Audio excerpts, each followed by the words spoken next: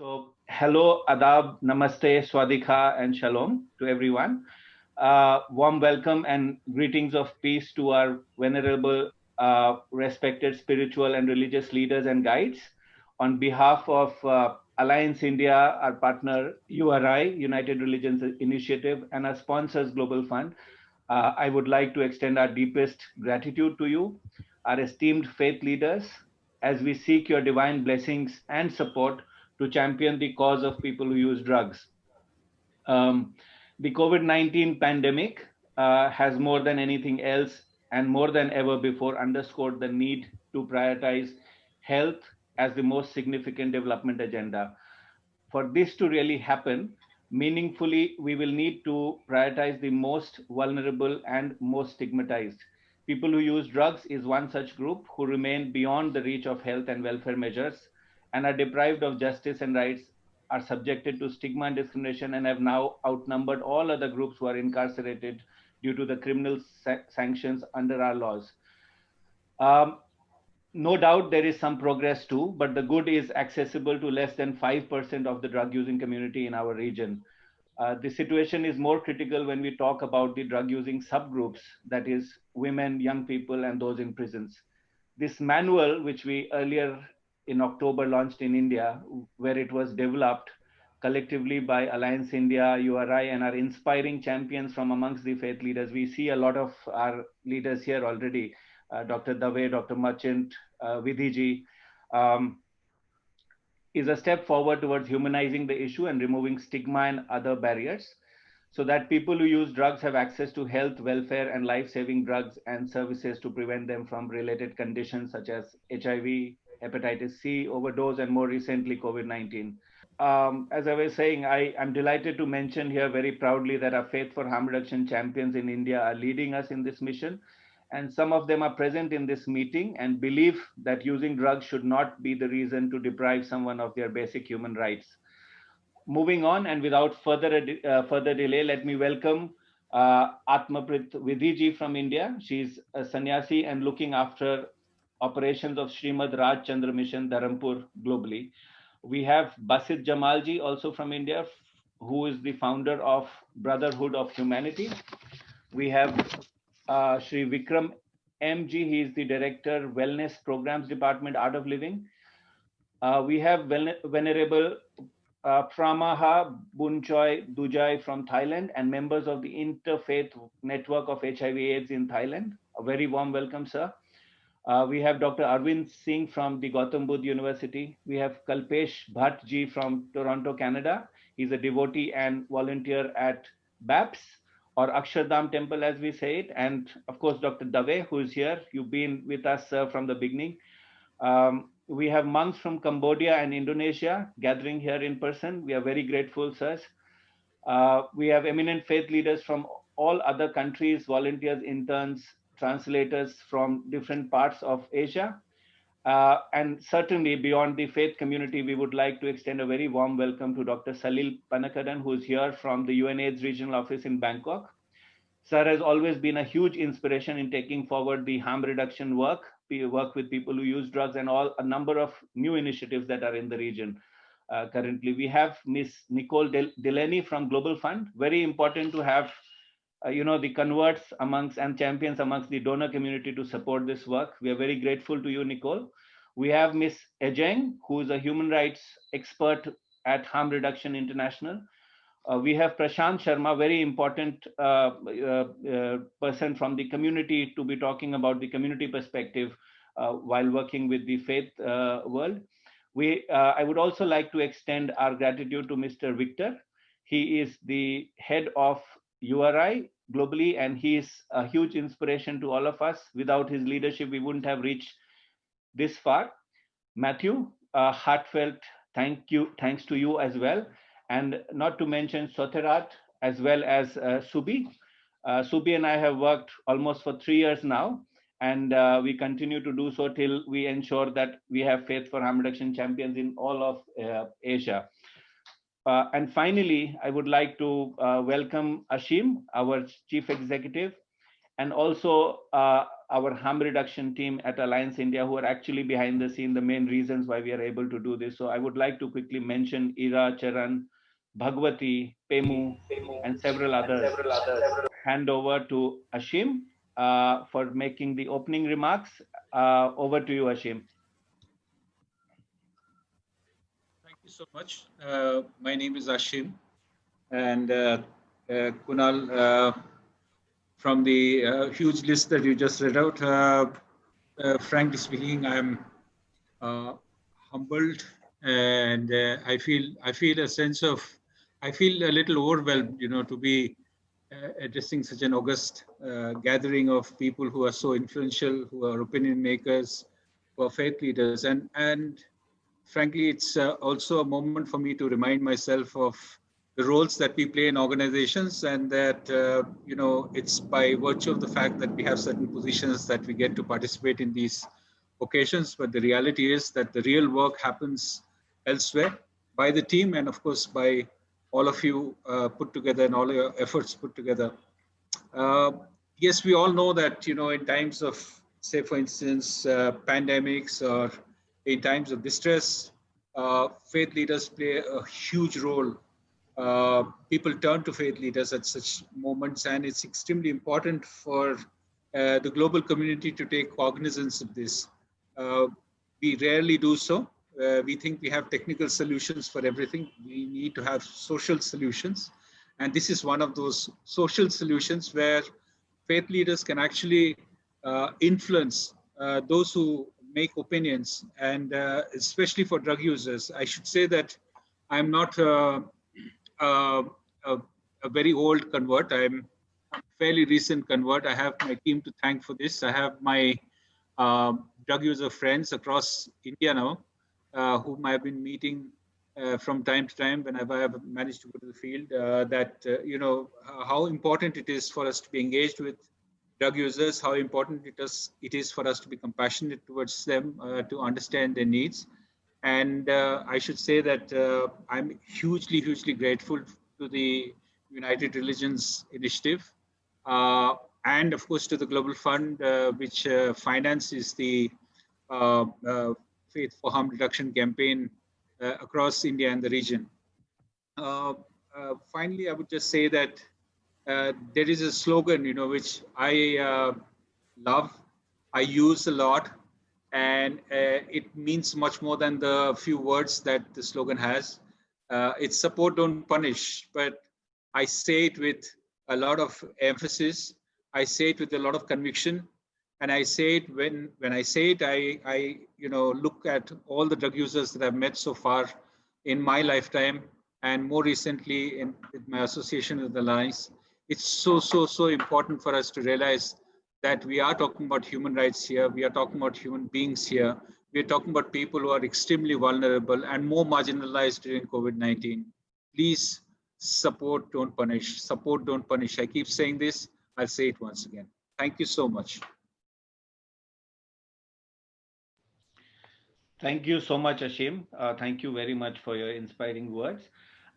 Before moving forward, I just wanted to mention this to everyone, that technology has some very good options also. Like somebody just asked me, how do we clap? How do we appreciate? So I just wanted to mention there's a reaction button at the bottom of your screen. So if you feel like there's a thumbs up, there is a heart, express as many times as you want when people are talking. So okay, so I'll move forward. Kunal, if I may request you, because we have a lot of people from different countries, and we also have our wonderful translators who are great. We would like to request all the speakers to go a little slower, as it would enable them to do a better translation in local languages. Thank you, Subi. I take that message first for myself. I'll improve right away. And okay, is this better, Subi, now? Perfect. Thank you. So with Matthew's permission, my co-host with this for this event, we'll move forward. And I would like to invite Subi, and you can start little slower with your welcome note. Thank you so much, Kunal. I'd first like to invite our global programs director, Matthew Ute, who's been a pillar behind setting up this entire call, to share a few words, and I'll follow after him. Thank you very much, Subi, and thank you everyone for joining us. On behalf of URI Global, I bring greetings from our Executive Director, Victor Kazanjian, who's already named, and all of the team across the world. URI is a global network of more than 1,000 affiliated groups that we call cooperation circles, or CCs, which are focused on interfaith dialogue and action, and many of their members from across South Asia and Southeast Asia are on this call today. So welcome to you and welcome to everyone from URI. URI's cooperation circles engage in whatever work and topics are important to them, and URI provides a network to boost the impact, visibility, and connectivity of their work. It's our 20th anniversary this year, actually, and it's been so great this year to mark it with collaborations such as this, with several important partners, leaders, thinkers, and activists. So on behalf of URI Global, I'm very happy to welcome you to the event today. I want to take the opportunity to reiterate a few housekeeping notes. Please continue to introduce yourself on the chat with your name and where you are in the world and any other information that you want us to know. If you are able, you can also change your display name by clicking at the top right-hand corner of your video. And to reiterate what was just said about speaking slowly, and for those who need translation in Indonesian, there's a translation box down the bottom. And if everybody could please keep yourself muted until you're called on to speak, and until you go into the breakout rooms for discussion a little later, and then we'll avoid the echoes. This is live streaming on Facebook, and you'll be able to watch it back afterwards, or pass it on to people who wanted to be here but couldn't. But in the meantime, I hope that you enjoy the call, and I'll be in the background making sure everything is working well with a great team of volunteers. So thank you everyone for joining us. Subi. Thank you so much. Uh, So, as we all know, that we celebrated and commemorated the Human Rights Day yesterday. And on the eve of Human Rights Day, I, Subi Dhupar, the regional director for URI, would like to not just extend greetings for this day and applaud the passion and work of faith leaders, practitioners, spiritual guides, mentors, teachers, and most importantly, people of all faith in creating cultures of peace, justice, and healing for all. But I would also like to re emphasize and reiterate the importance of your role in promoting this year's theme of Recover Better, Stand Up for Human Rights. As we all understand, multi sector partnerships are the key to engage the world's most challenging problem. Forging collaborations between international organizations, governments, UN agencies, and civil society has proven to be essential in addressing humanitarian crises in communities and countries around the world, and specifically those dealing with issues of public health. It is here that faith communities and faith based organizations like yours are very critical components of the partnership and are extremely needed to successfully engage and address the world's current health issues. As we would all agree, religion at its core, every religion and spiritual tradition teaches and encourages us to care for those who are sick, marginalized, and oppressed. Religious traditions urge all people to recognize the divine spark in each person and to reach out in compassion and support, um, of everyone and support as a sacred act of service. Leaders of religious communities and institutions have an opportunity and responsibility to recognize and uplift the inherent dignity of every human being and promote inclusion, regardless of the way they walk. With regards to this, URI has had a very long history of more than 20 years of engaging in issues related to drug use and dependence, and in particular, the care of those who are affected and afflicted by HIV. As a global network of people of all beliefs, of all religious and spiritual traditions, and indigenous cultures, in upholding the values of uniting for the good of people, using practices that do not discriminate, working for healing and reconciliation, and after all and above all, creating cultures of peace, justice, and healing for the earth and all living beings. Hence, it is absolutely an honor for URI to be a part of this extraordinary coalition of organizations from across the society dedicated to this most pressing issue.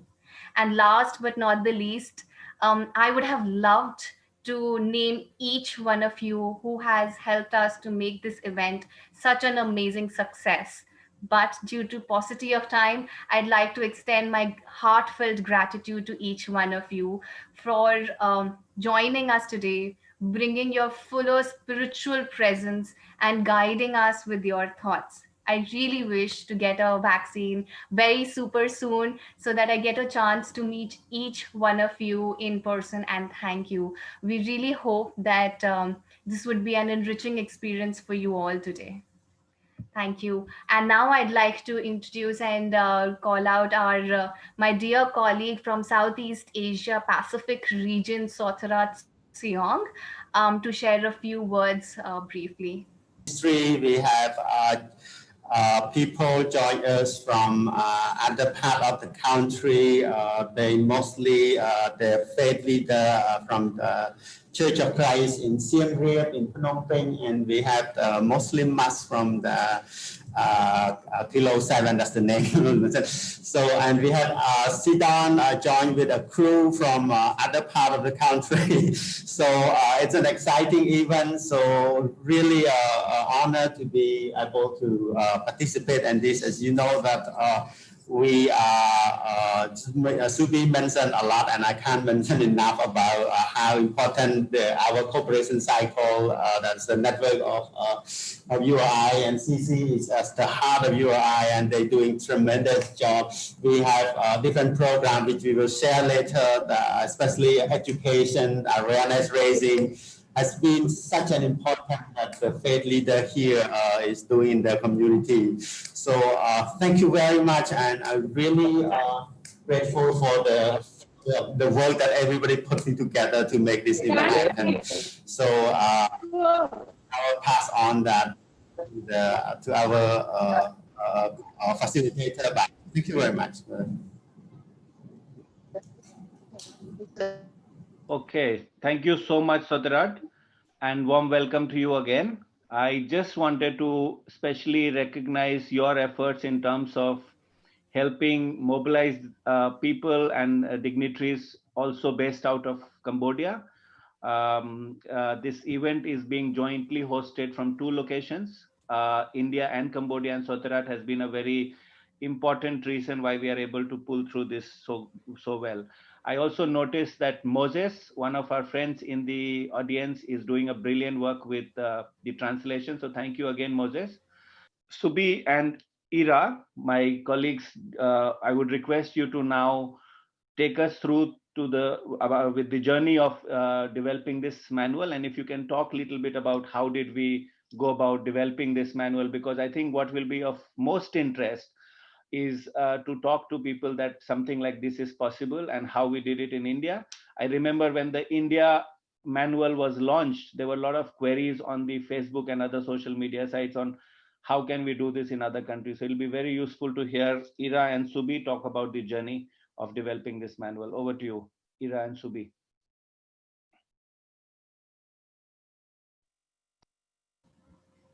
Ira, after you.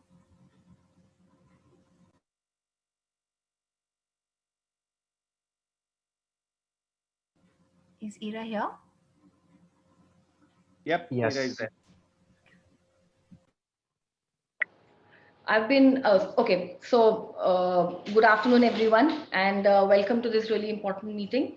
I've been working with Alliance India on a Global Fund supported regional grant called Harm Reduction Advocacy in Asia.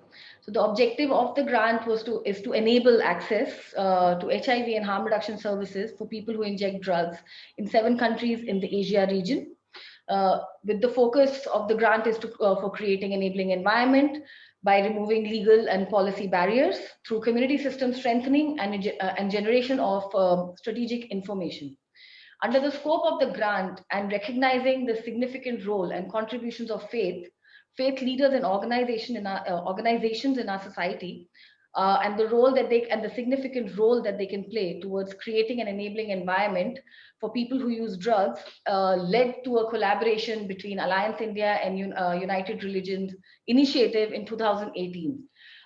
This collaboration actually led to build a strategic partnership towards developing health and right-based response to drug use by engaging with our faith champions from eminent faith-based and interfaith organization.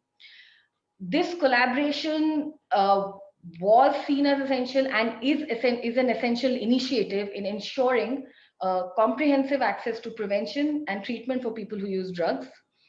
This is crucial as people who use drugs have often been marginalized and stigmatized by the society by formal and informal societal structures, including religions. It is not just enough for me and for all of us to highlight the worrisome gap between the care required and the care given, but also the inequality and injustice that people who use drugs suffer from, which further prevents them from accessing the best scientific and community-friendly interventions, which actually also does not reach to those who need it the most.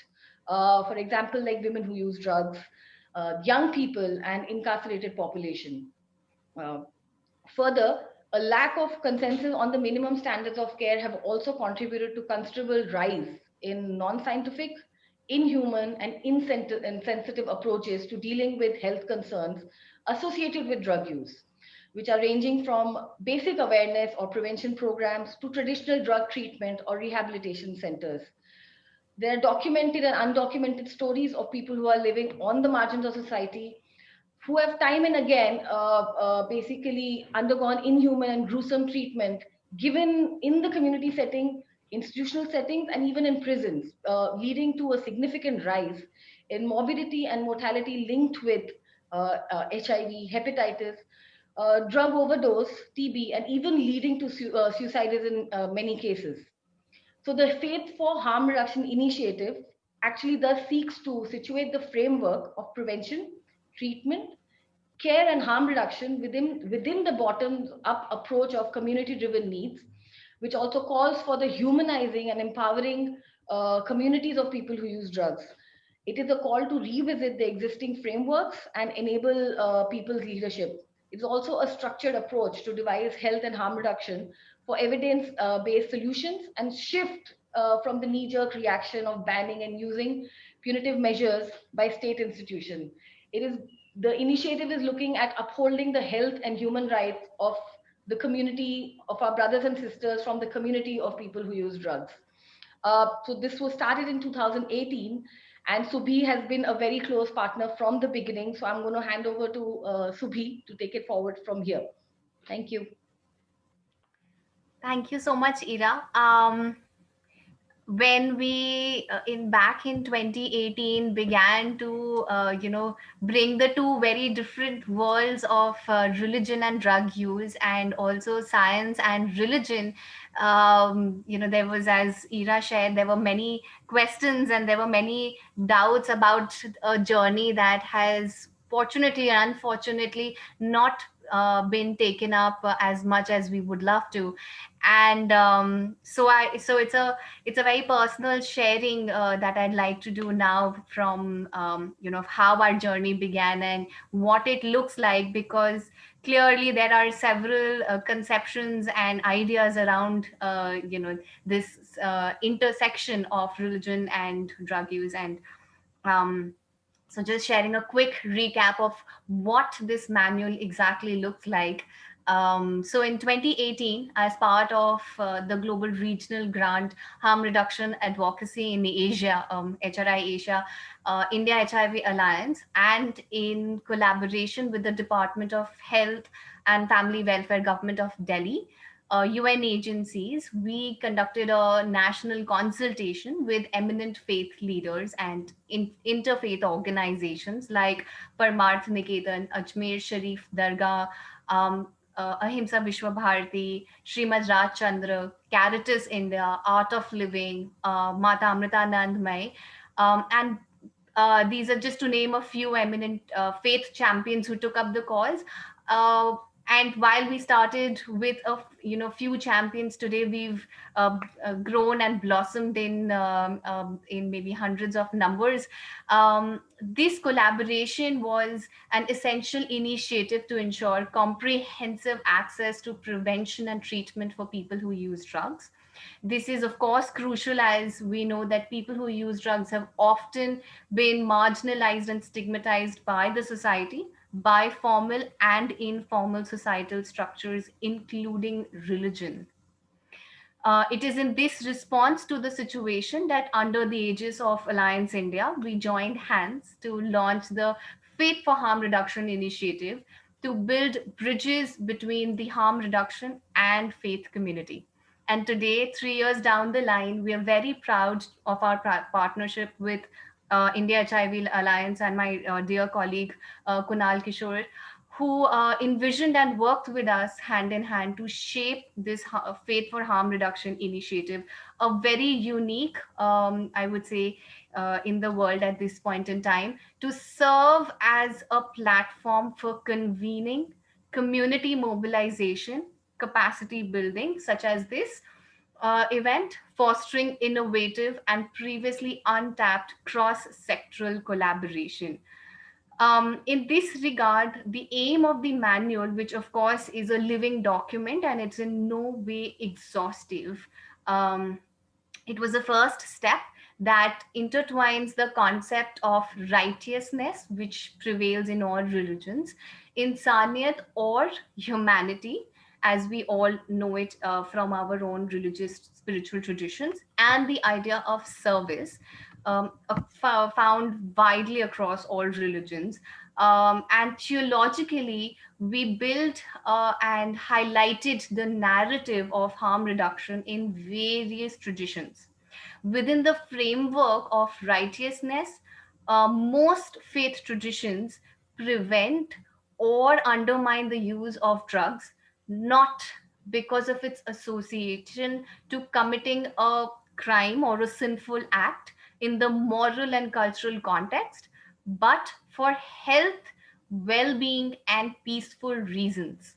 The quality of righteousness, hence, is taken um, as one that allows an individual to perform necessary and indispensable acts that make oneself a responsible part of the society.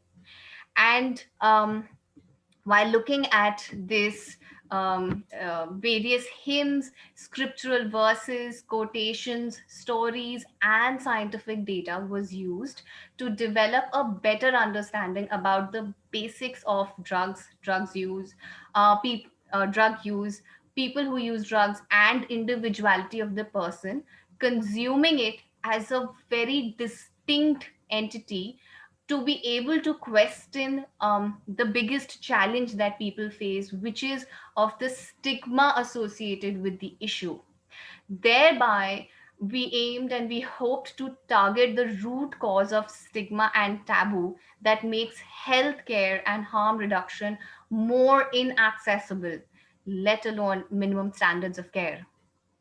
And as I mentioned, this manual has been designed in a very interactive, community-friendly way that can easily be used by people from different faith traditions, different languages, and different countries.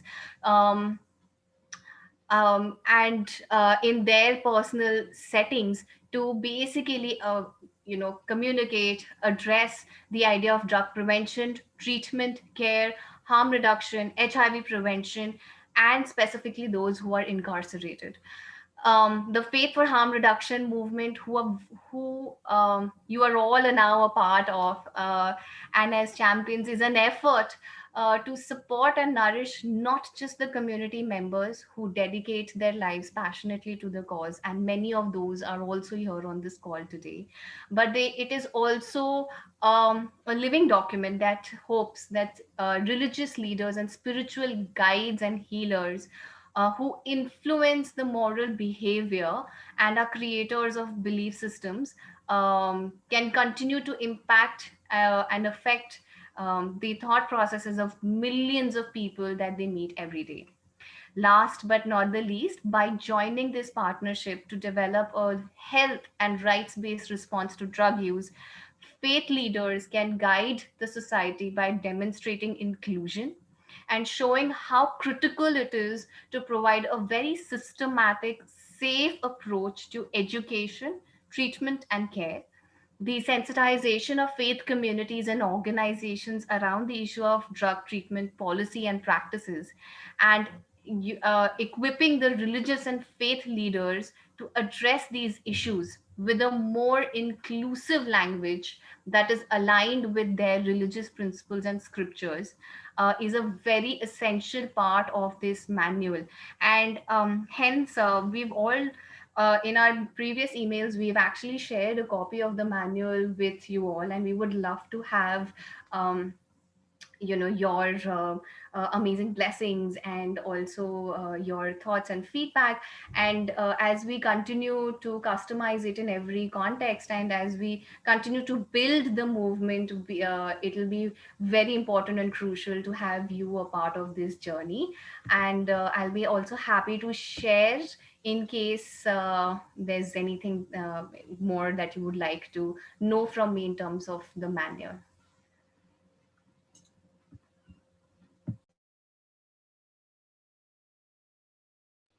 Okay. Subi, will take a minute in case there's any comment at this stage. Else, if it's okay with everyone, we can take few questions, comments in the end. But I will encourage, like Matthew mentioned in the beginning, please feel free to use the chat box to share any comments, any questions. We are also scanning through them, and we can come back to your questions.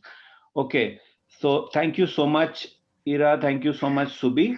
Very well explained. And we do hope that this journey doesn't remain within India. It goes beyond, it transcends boundaries. And I think it's very, very crucial that we have this in other countries as well, regionally and globally otherwise. There are some changes because of when when people are joining in and the time difference. So we will wait for some more time for Vidiji and Father Dan to join. In the meantime, I would move on to the next section as per the agenda, and I would like to invite our dear friend and colleague Ejeng.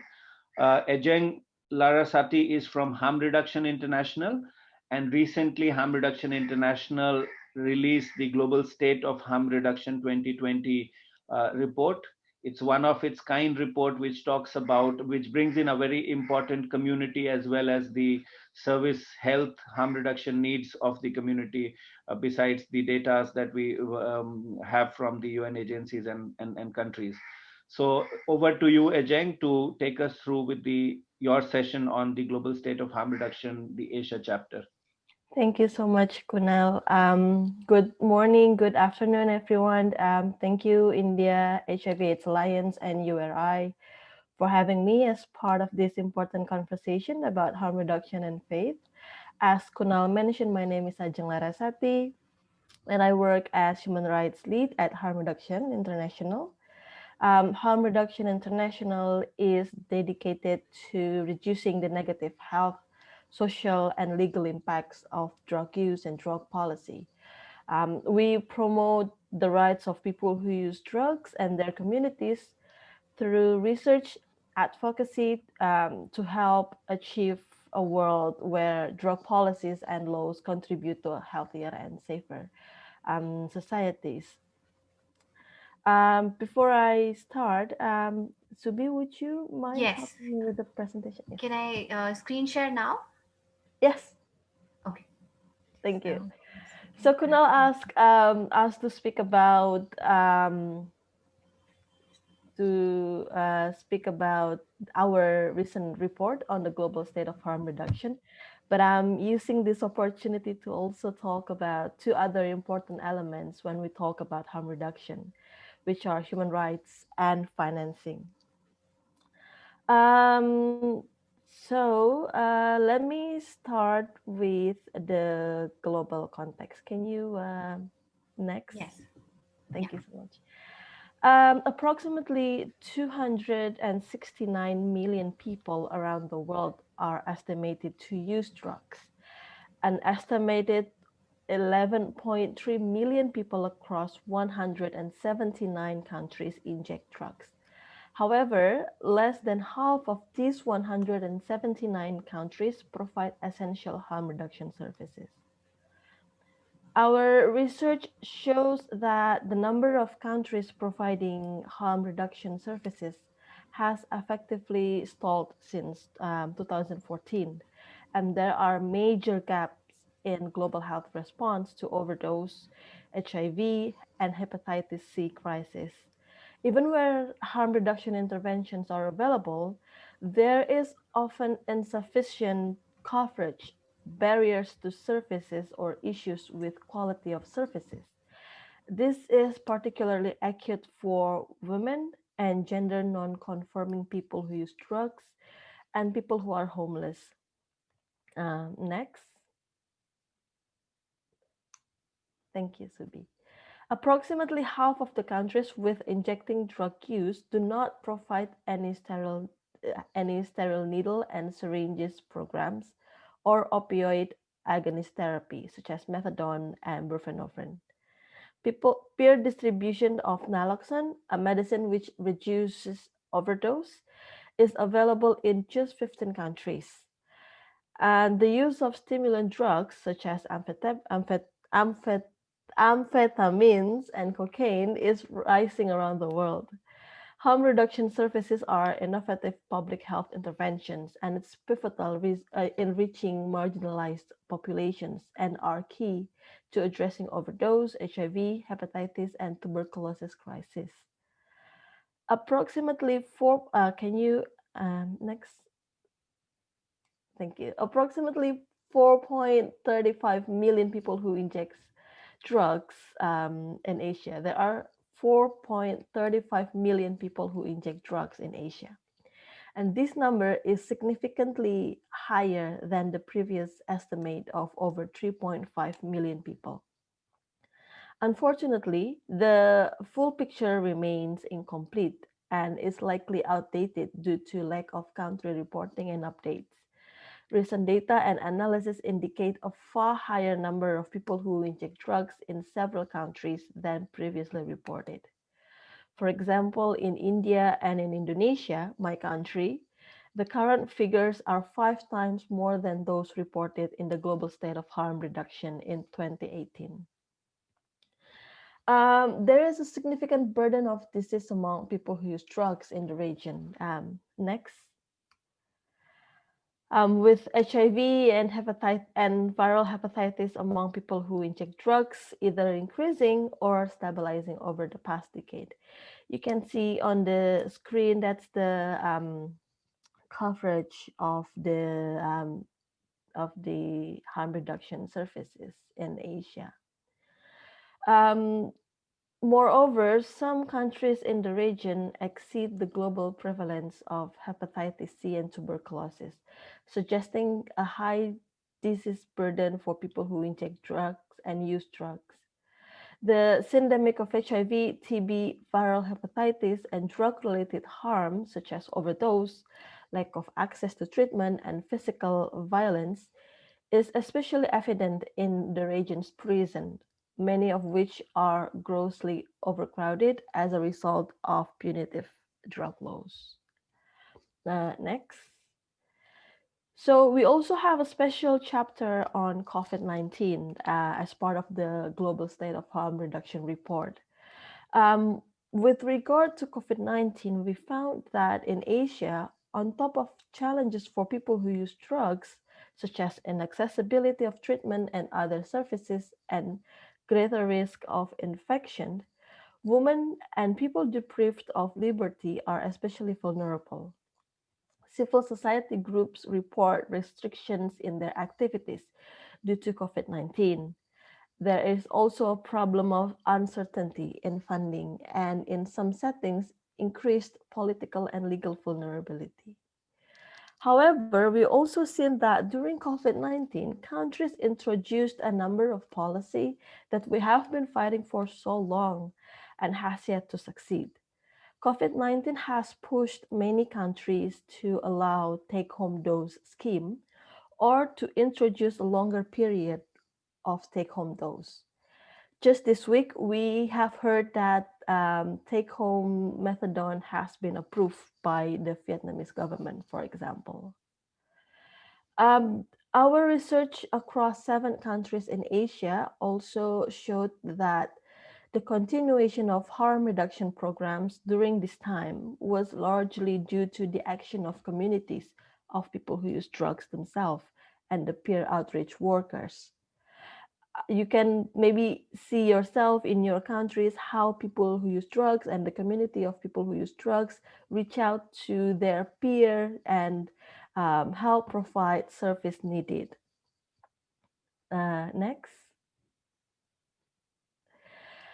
So, drug policy in Asia continues to aim for a drug-free world, as posed by governments in many countries like Bangladesh, Indonesia, the Philippines, Singapore, Sri Lanka, as well as regional organizations like the Association of Southeast Asian Nations, ASEAN.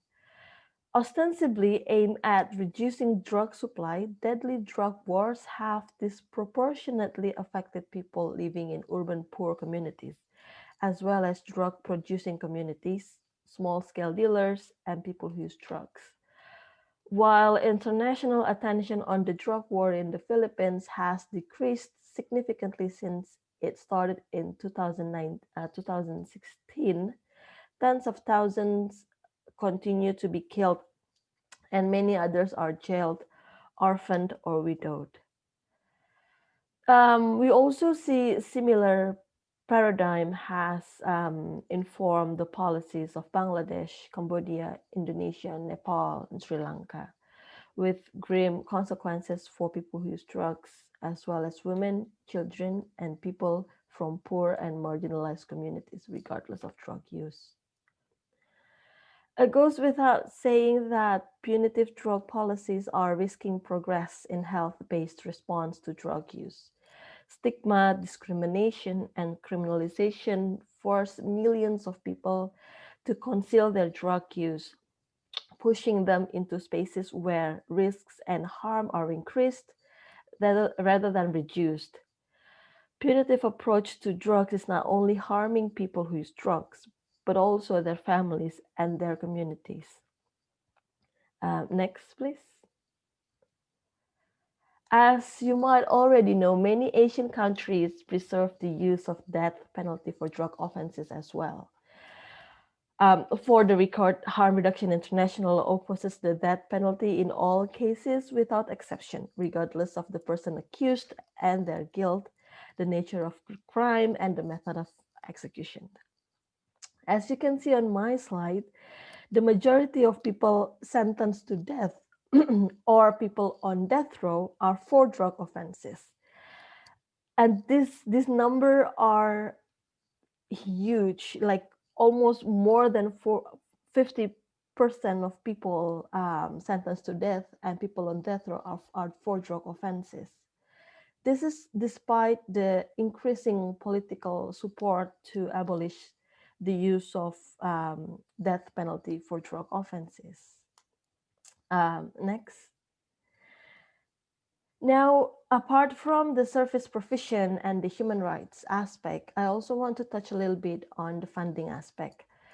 Our research into the state of harm reduction funding in 7 countries in Asia, these are the countries, as you can see on the slide, showed cause for concerns. We look at the coverage of priority harm reduction interventions, which are the NSP and the opioid agonist therapy, the availability of data on harm reduction expenditure, to what extent the government was investing, and the civil society view of the sustainability of funding. All countries of these 7 countries, except Vietnam, rank red on 2 or more criteria. And this indicate a poor state of funding for harm reduction. The findings highlight 3 factors that underpin the funding challenges. The funding challenges. The first is international donor retreat. Second is predominance of punitive response to drugs. And the third is poor political support for harm reduction. Next, please. As donor funding becomes increasingly scarce, national government support for harm reduction is even more crucial. When we look more closely at the extent to which governments are investing in harm reduction in their countries, we can see that some are faring better than others. Like, for example, the pie chart shows the proportion of funding for NSP and OAT that comes from national government as opposed to international donors. Surprisingly, in Indonesia, 100% of NSP funding comes from the government, the national government. We can see clearly that there is still considerable reliance on international donors for this funding in other parts of the countries. Next, please. So when we talk about funding, we also see how the government funds law enforcement activities related to drug offense. The graphics show a comparison between the money made available for punitive drug control compared with the amount allocated for harm reduction. You can see that the very small green boxes to the bottom right of each larger gray box, that is the amount that allocated for harm reduction services. And the gray box is the amount of money available for punitive drug control. Funding for essential health services for people who use drugs is very limited. So around $100 billion is spent on global drug law enforcement every year, but only $188 million is spent on harm reduction.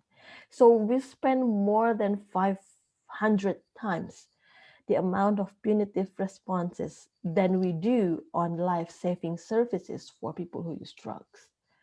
And at the end of 2020, we are going to be almost 90% short of the estimated $1.5 billion required annually for adequate harm reduction response. Next, please. So those are a few findings from our research. We will be launching our global overview of the use of death penalty for drug offenses early next year. I'm happy to share the report with you, and I will also post the link to our reports on the chat box. Thank you so much. Back to you, Kunal and Subi. Thank you. Jeng, brilliant. Thank you so much. I think you can see some of the chats. People are already liking your presentation a lot, and I think it's very, very important to discuss human rights along with harm reduction, because only yesterday we had the International Human Rights Day, and it's high time we recognize and um, support human rights of people who use drugs. It should never be that for using drugs, people should be deprived of their basic human rights, and not to mention, especially when we talk about basic things like health and dignity.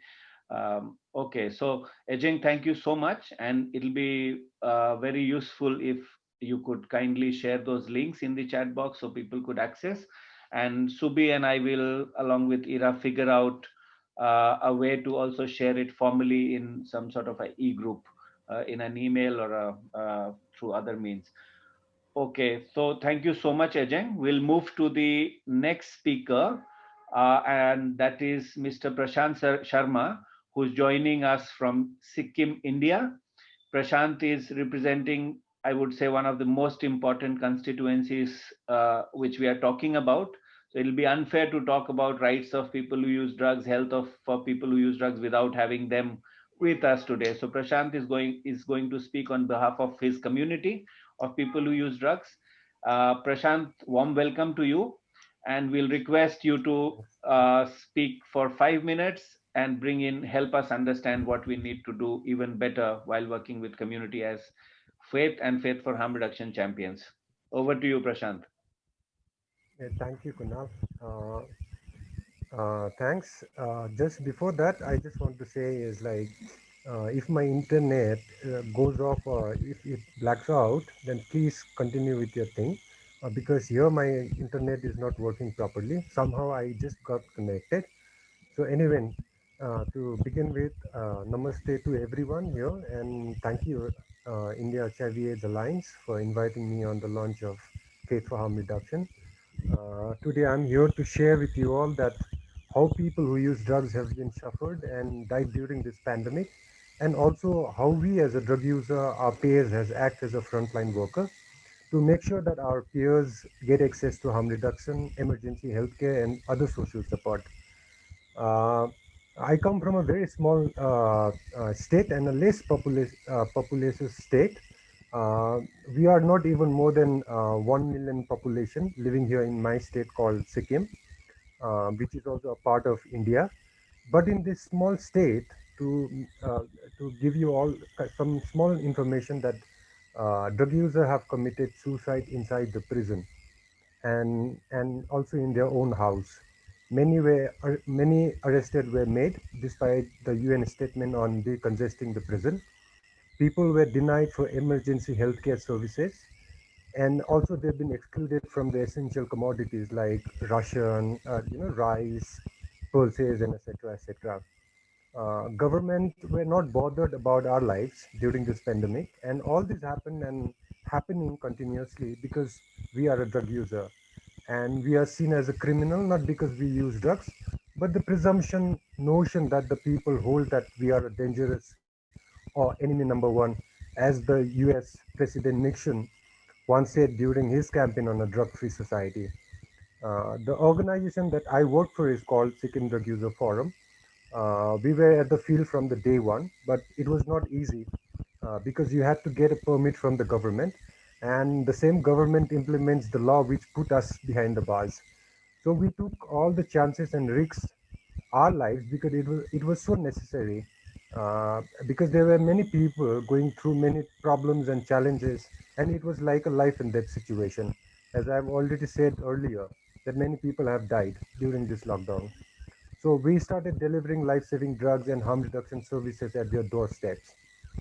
We started delivering all the necessary services like essential commodities with the help from ARI and then even India HIV/AIDS Alliance. And during this lockdown, we we we all together we started our advocacy with the law enforcement group, politician, health department, social justice, but none of them have really responded. But then surprisingly, one department responded us, and that was law enforcement group. And I still remember the law and order ADGP of my state, Mr. Akshay Sasdeva, said one thing: every life is precious during this pandemic, and drug users' lives also is very important and precious.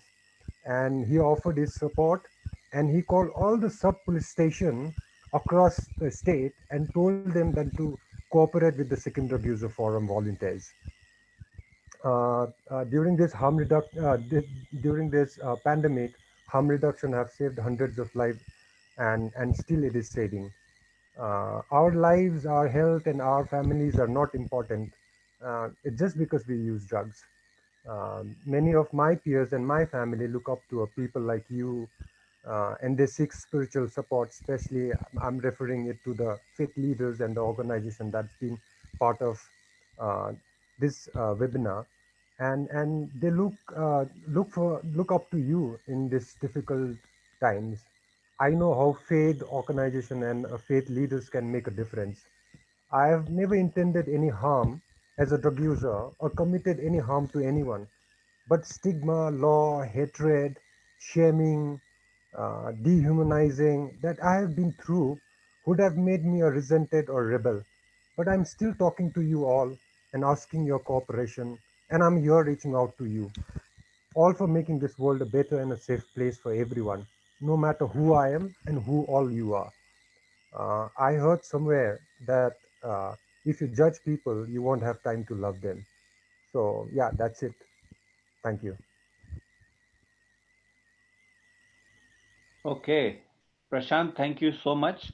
I also wanted to acknowledge the presence of my esteemed and dear colleague Charan, who's also from the Indian Drug User Forum.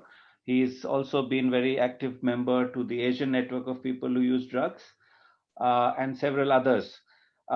Moving on, I just typed a message for everyone to basically acknowledge that we are doing quite well with time.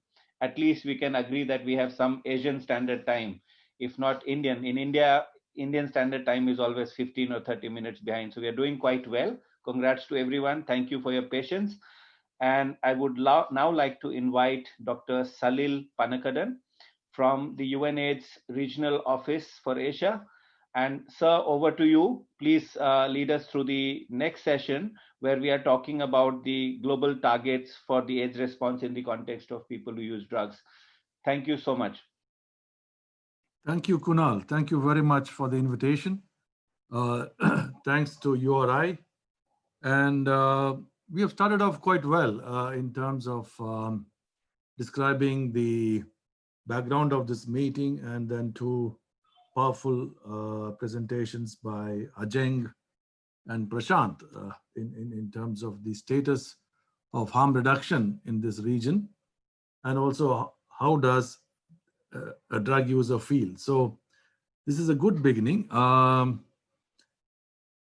I will confine my address to this meeting in terms of, first of all, congratulating you for coming out with this Faith for Harm Reduction manual, and also try and link all these efforts to the larger context, that is the HIV response globally, where we are, and what are the steps that we want nations in the world to take to attain certain targets and objectives. So we know that, okay, but before I start, once again, congratulations to the team members for developing this very useful product. I'm sure the faith-based community will find this very useful. So we all know that the last World AIDS Day, which was 33rd World AIDS Day, was just 10 days ago, 11 days ago. And the theme was global solidarity and shared responsibility. In this context of COVID-19 pandemic and challenges to the entire developmental effort in getting to SDGs, solidarity and collaboration are more vital. And just to give a background of where I come from, I work with UNAIDS regional office in Bangkok. And UNAIDS is the United Nations Joint Program on AIDS. We not only represent ourselves as UNAIDS, but the common position of 11 United Nations organizations, including UNODC and the World Health Organization.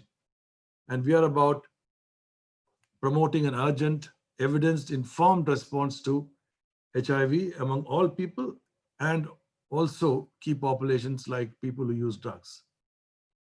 We do acknowledge that faith-based organizations and communities of faith have played a great role in the response to HIV epidemic through their strong links with communities on the ground and their broad network of health facilities in many cases. And this development of Faith for Harm Reduction Manual is another significant step in building capacities and mobilizing communities for harm reduction, especially in our context who are at risk for HIV, HCV, and other blood-borne diseases. Having said that, these diseases do not exist in isolation. They are closely linked to the status of human rights in the community, in the country, and the whole approach that we and our like-minded partners like HRI, URI, and all of and Alliance India promote is a health and human rights-based approach to drug use and users. And that is the key principle that we follow. So now getting on to this is a long path to reach a state where there is, in our context, the SDG, achieving the SDG goal of for HIV in 2030. But in this long path, some targets help us. And so in this context, allow me to introduce the latest global targets for the AIDS response. I think Subi, can you share that? Yes, sir. 1 second. Right. Yeah. So this is, these targets are just to focus on the fact that while the struggle for making drug use safe in terms of health, there is a lot of relevance to these kind of targets that we can use in the context of what, for example, Ajay talked about the need for funding, the need for coordination, and so on globally. So as you can see, I think everybody can see these this slide. These are the 2025 targets, which we call the interim targets, which helps us to refocus our efforts within the SDG framework. So these targets have been developed by UNAIDS. We are the convening agency, but after extensive consultations over a period of 2 years, and we reviewed a lot of evidence that have come forward in going to our fast track targets of 90-90-90. So most people are aware of the fast track targets of 90-90-90, but the 2025 targets have tried to respond to the widespread view that 90-90-90 targets are almost entirely concentrating on treatment, whereas we know that the response needs much more than treatment. So the difference that you see is that the 90-90-90 has gone up to 95, though we have not reached the 90 targets in 2020. But for 2025, we have taken these targets to 95%, but in addition also added 3 important components to it. And one of them is 95% people use, key populations use combination prevention methods, including harm reduction. It's an important part of combination prevention method is various measures for harm reduction. In addition to that, we have added, as you can see in this graphic, which I suppose is very illustrative of what these new targets are. In the center, you find people living with HIV and communities at the risk. And then you have 95 targets, 95% targets, which is the old 390s and 3 new ones. That is combination prevention for 95% of people. And 95% of women have HIV and SRH services accessible to them. And 95% coverage for eliminating vertical transmission, that is mother to child transmission. But more importantly, these targets, and that is the big change for the 2025 targets after the realization that we cannot be achieving these targets in isolation. We need to link this with societal and legal barriers that prevent access to services. So what we have done on the left, you can see in blue, are 3 targets that address punitive laws and policies in countries. It addresses the need for lessening stigma and discrimination, as so many speakers have just pointed out, and also look at the gender inequality, even within, and gender-based violence, even within drug users. The situation of female drug users are more vulnerable than the male drug users is something we all know. And in the same circle you see on the right is these things cannot exist as vertical programs forever, harm reduction or ART or any of these, but they need to be integrated with the larger systems that operate in a country. So this is in short what we are trying to do. And in the context of people who use drugs, this is very relevant because we can't be just saying, okay, 90 or 95% of people who use drugs should have access to services when we don't take care of the fact that drug use is criminalized in most countries in this region, even possession for personal use. And we are aware of the recent happenings in India, for example. And it cannot be done without addressing the widespread prevalence of stigma in the community. And also it cannot be done without integrating these services with some of the existing services. So in all these matters of linkages, besides providing services, faith-based organizations have a big role. And we are very happy that the HRI project has taken this up as a priority, because as far as I could see, this is one of the few projects and few initiatives in this region dealing exclusively with faith-based organizations for drug users. There are people who deal with faith-based organizations on a wide variety of things, the entire AIDS portfolio, but not for just the drug-based, for the drug users. So we are very pleased to see this initiative that is probably first launched in India. We understand is being taken up in other countries in the region and beyond. And this, we hope, will serve communities who need this the most. We're also acutely aware, and Prashant did talk about the impact of the COVID-19 pandemic on service provision, the general assault on human rights, often in the guise of COVID-19 control measures, and the entrenched inequalities that exist in our societies. So this this health crisis, along with COVID and the other issues, is hitting the poorest and the most vulnerable the hardest. And we are very well aware that people who use drugs are particularly vulnerable, and the punitive laws do not make this situation any better. The larger picture to provide in the context of HIV epidemic, we estimate that 14% of the estimated 12 million people who inject drugs are living with HIV. So of all the estimated number of people who are using drugs, 14% are living, who inject drugs, 14% are estimated to be living with HIV. And in the Asia Pacific region that we belong to, 0.5 million people who inject drugs are living with HIV.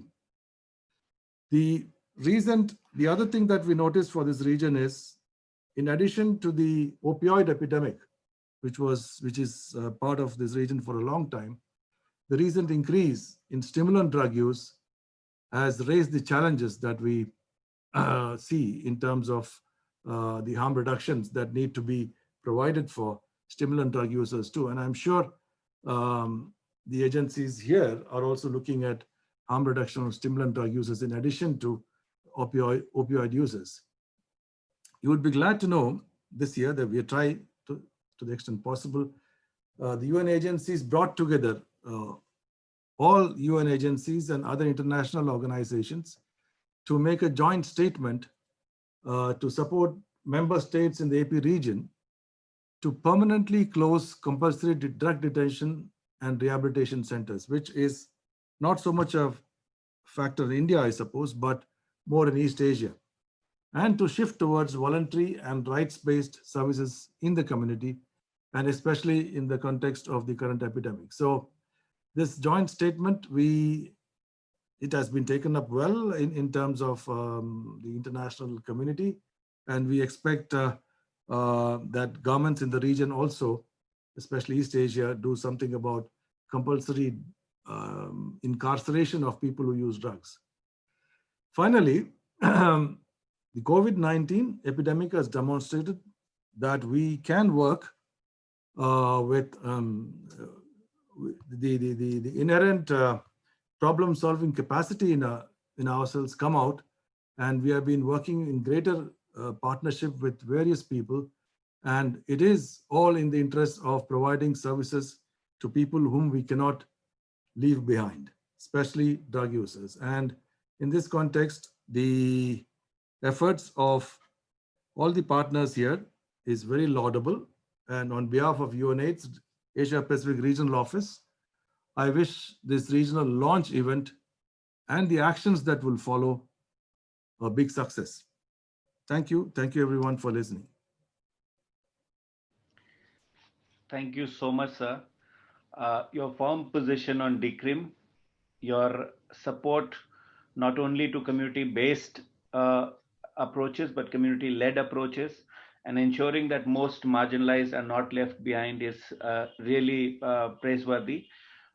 Thank you also for your statement on the combination prevention issue. It's, I think, more relevant for drug users than anyone else now, because we are seeing some of the data from Ejeng we saw earlier, and it explains clearly why we need combination prevention. And also on ATS use, we need your leadership, sir, and support us as we move forward with faith leaders as champions of harm reduction. Thank you so much, sir. Thank you, Kunal. Thank you. Okay, so I think we've talked a lot about what the problem is. We've talked a lot about what could be done, and we already have somewhat a lot of confidence and hope that things can happen. But we also need one very important, support, and that is from the donor community. So I just wanted to bring in Miss Nicole Delaney. A warm welcome to you, Nicole. And thank you for being with us. I just wanted to let this August gathering know it's a very big group of faith leaders, Nicole, from all over Asia. And it's very important for everyone to know here that Global Fund remains our biggest supporter of this work. And we want you to help continue this important mission that we are on, Nicole. So warm welcome, and over to you, Nicole, to lead us through your speech. Thank you very much, Kunal. Good morning, everybody, or good afternoon, good midday. It's an absolute pleasure to be able to join you this morning and have such a close connection with so many of you who are taking part in this special event this morning. I've said this before when I've been speaking with many of you in the region working directly or being linked directly to the work of harm reduction for the drug users, that it's through my contact with you that gives the inspiration to go back to our office and try and make more of our money work better and harder, and trying to get more money for all of you out in the field that are actually doing the hands-on work with our friends and family and colleagues that need the activities. So I'm very, very happy to be here this morning and to be able to be part of your celebration, and building on the comments of Salil, to congratulate you on such an important work, this manual that's going to facilitate your work working directly with the drug users, and helping address some of the stigma and discrimination, and developing partnerships to make sure ultimately that we can help more of our friends. And so perhaps just to give a background framework, the Global Fund has been funding a harm reduction advocacy grant now for 3 years. It's coming to a close, actually for 4 years. We were able to get a 1-year extension. And we've been doing strategic planning across the 7 countries that receive funding through this grant, and have been trying to strengthen the platform that we all have to ensure that the health services and HIV services are available for all of our drug users and that they're able to access them. And so part of that work has been looking at whether or not we have adequate data. And we know that in the area of drug use, of harm reduction, that there in many of our countries we don't, which means that we aren't able to offer services at scale. It also means then, by not understanding really what the problem is and the extent of the problem and what the needs are, that sometimes we have minimum standards of care that we're looking at and not comprehensive services based on actual need. We've been trying to make sure in the countries that these package of services are defined based on need, and are not a minimum package of services defined by those not linked to the community. We're trying to anchor the actual need in policy so that when we're looking at financing, that we're financing the comprehensive set of interventions as defined by demand. We've been looking at capacity to try and make sure that there are enough organisations that are equipped and that have an understanding of how to best reach the drug user community with those package of services, so the capacity of implementers. A 4th pillar has been trying to address stigma and discrimination barriers. So this is probably most relevant for your or for our event this morning. And then the 5th one is to work hard at the macro level with government partners to make sure that there is enough financing that is made available to fund these activities. And while the Global Fund, this specific harm reduction grant, has been funding the advocacy to achieve these 5 pillars, it's actually the other financing through the grants, or in some countries where there's been good progress, where government financing kicks in to help fund these package of services. And that's really, really important for the long-term sustainability of the health services.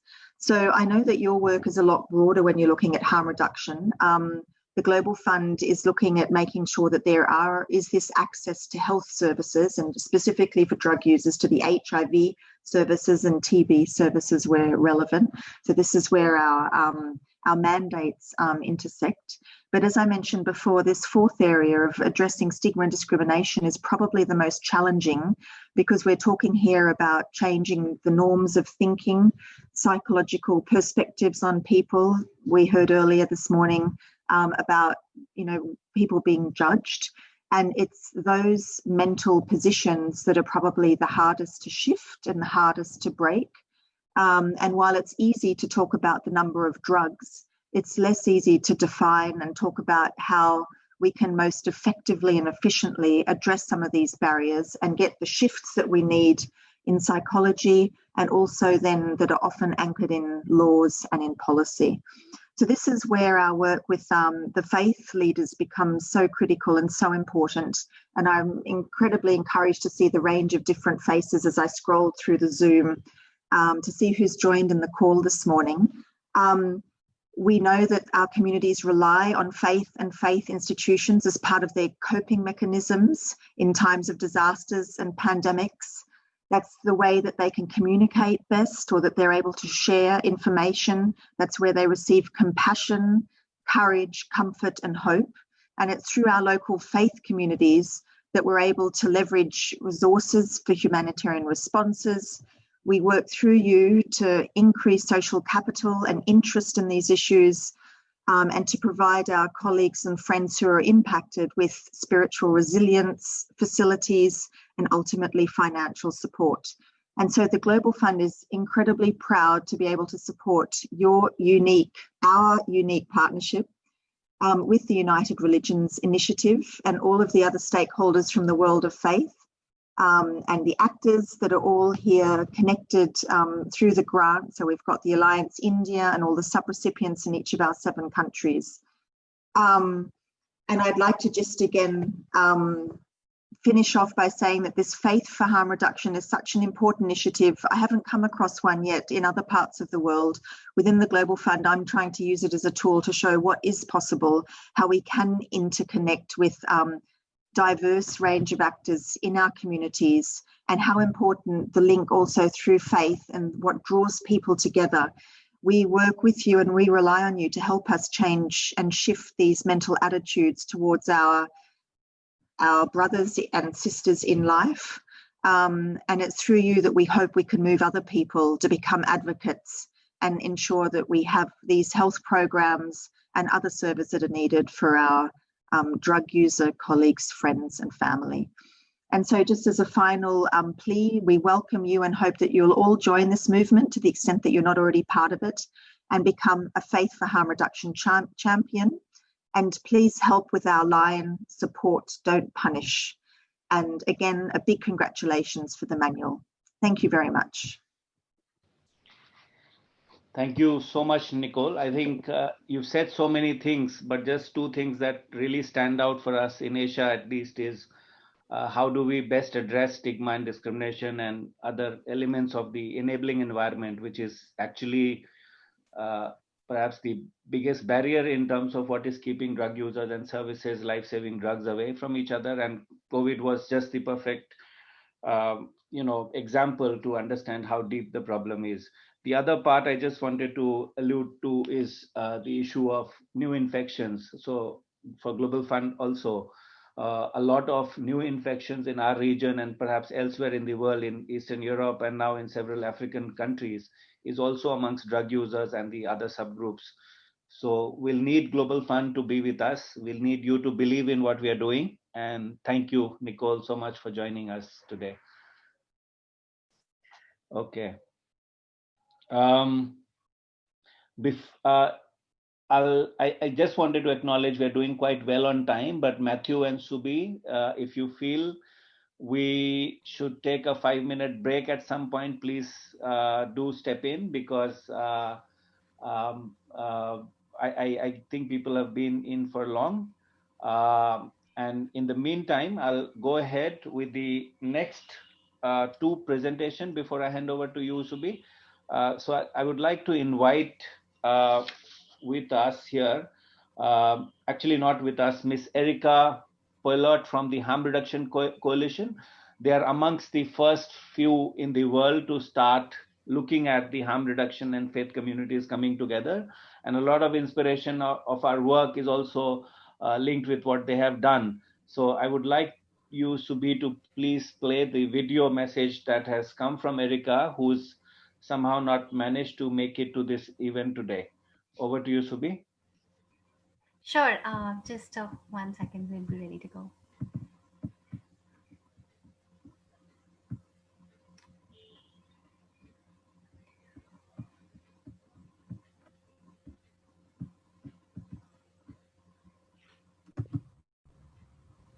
Good afternoon. My name is Erica Paulette.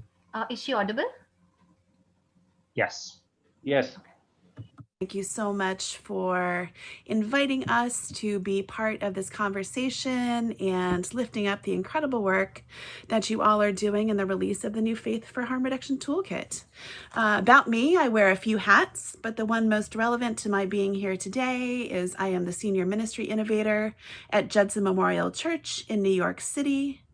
I'm the Director of Faith and Community Partnerships for the National Harm Reduction Coalition, founder and director of Faith and Harm Reduction, a national collective of faith and community leaders who mobilize spirit, community, and power in partnership with people who use drugs. In addition, for the past year, I have served as the overdose and drug use ministry coordinator for the national setting of the United Church of Christ. Perhaps even more relevant is my experience as a person of faith engaged in a long-time healing journey from opioid use disorder and overdose. Notably, the church did not figure into my healing journey for a very long time. Quite the opposite. The church was a site of incredible harm. It never felt like a place where sanctuary could be found, both for what it said and did not say, and the ways in which I knew I was welcomed and not, the ways in which I knew my loved ones and my communities were welcomed and not.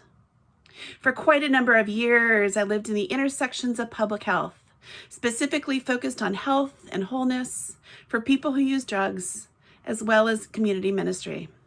And it was here that I had the privilege of listening into the stories of people from these spaces and places, and which ultimately ignited the development of Faith and Harm Reduction and ODM sometime later. I wanted to share a few of the stories I heard during that time. I heard from Terrell that he longs for spiritual community, which allows him to show up with his whole self, which recognizes in him a complex history of overcoming substance use disorder, drug selling, incarceration, and a deep desire to co-create sacred space, which is inclusive of his communities and loves. I heard from Father Victor that his 3 parishes in Western Pennsylvania have been reeling from the loss of beloved young men, friends, fathers, and sons, families too ashamed to name the cause of death, suffering in silence, struggling to craft theologies which challenge the church's moralistic views on substance use, agency, and sin, which sees substance use as an individual issue of will and pathology, rather than the complex health, community, justice issue that it is. I heard from Tony that he desires a community which will ritualize his joys and loves, which will celebrate his love for his fiancée and welcome them into community through a marriage ceremony in a church. I also heard he does not believe that any church will have him or them because of how they manage their pain and the sorts of resources they have access to. I heard from Emily at New York City's Department of Health that there was wont to construct a ceremony that honored the over 1,700 lives lost to overdose in New York City in 1 year alone. Celebrate the almost 3,000 lives saved from death by overdose, saved by other people who use drugs who had access to naloxone, deep love for neighbor, and which recognize that people who use drugs are often afforded the dignity in death that they were not provided in life. I heard from cities across the country that their morgues are overrun with unclaimed bodies, loved ones lost to overdose, who remain a nameless number, less than whole, who have no one to provide the going home ceremony they deserve. I heard from Reverend Seeley that her community of faith in the South Bronx has long been devastated by overdose, by HIV, by hepatitis C, by racist drug policy, and is struggling to tend to the legacy of trauma while also stemming the current bleed. Give voice and action to the fury that their pain, their experience has been criminalized, brutally policed or ignored, while their white neighbors to the west are being wrapped in resources, in funding, and in compassion. I heard from Marilyn that as a woman of deep faith, she longs to be an architect of liturgy that speaks to her, which is born of stories that look like hers. I heard from Frank that his role as a pastor of a rural congregation means he is often a first responder, that the continuum of care begins in his congregation and in its membership long before considerations of problematic substance use disorder, and questions of care and treatment arise. I heard from hundreds of people following a sermon on the gospel of harm reduction that they had never heard the drugs issue talked about with compassion, that they had never heard their story reflected with love from inside a sacred space, from a pulpit, that they had never heard themselves, their children, their lovers included in the community of the beloved. The most compelling thing I heard from most and from many is that they do not hear themselves called by name, that the stigma of substance use has crafted a chasm between community and connection. It is from these stories, and in partnership with many of their authors, that projects such as Faith and Harm Reduction and the UCC's Overdose and Drug Use Ministries were birthed. Across the settings that I work in, the guiding mission is the same: a desire to create and strengthen communities of care and compassion for people touched by substance use, and helping to shift the narrative on substance use from one which stigmatizes in others to one which uplifts the full humanity of people who use drugs. For those who are not familiar with Faith and Harm Reduction, we are a collaborative project of the National Harm Reduction Coalition and Judson Memorial Church, a member congregation of the United Church of Christ. As a national collective of faith and community leaders, we mobilize spirit, connection, and power in partnership with people who use drugs and people who do sex work. We were born of the understanding that there was a call to build bridges between harm reduction and faith communities in order to develop leadership, strengthen harm reduction advocacy efforts, and build environments supportive of harm reduction in policy and in practice. As a collective, we have arrived at the following mission, which guides the spirit of our work. Faith and Harm Reduction co-creates a justice movement which connects people who use drugs, people who do sex work, and communities of faith through the development of harm reduction-centered spiritual resources, ritual support, and spiritual care. Earlier today, we hosted the second of two events marking the launch of our new resource, The Spirit of Harm Reduction, a toolkit for communities of faith facing overdose. The Spirit of Harm Reduction toolkit makes the case for why faith communities need harm reduction, educates on issues related to substance use and racialized drug policy, provides diverse ritual resources, stories, the harm reduction movement, with sermons, personal narratives, poetry, and more, and gives faith communities concrete action steps to supporting harm reduction practices and policies. Our toolkit is now on the National Harm Reduction Coalition's website, and soon we'll have a PDF version available for download from faithandharmreduction.org. The event we hosted earlier today focused on one important aspect of how Faith and Harm Reduction seeks to equip the harm reduction movement and faith leaders to be allies to people who use drugs and people who do sex work, and that is ritual. Recognizing that today is Human Rights Day, we hosted a ritual experience as a practice of resistance against the forces of dehumanization so constantly at work in the lives of people in marginalized communities. We offered this ritual space as a practice of resistance against any attitude, policy, convention, or form of treatment that diminishes the humanity and agency of people who use drugs and people who do sex work. We offered this ritual space as a practice of resistance against a culture of silence that isolates and shames people when they most need support. We offered this ritual space as a practice of resistance against anyone or anything that robs people who use drugs and people who do sex work of their rights, their worth, or their place in beloved community. We are thrilled about the release of the Faith for Harm Reduction Toolkit and for the opportunity to say a bit about what this work looked like in the States, and look forward to opportunities to partner with you all in the future. Please let me close with a prayer. May God bless and keep us, especially those who have been wounded by an epidemic of silence and inaction, whose treatment consists of criminalization and condemnation, not compassion.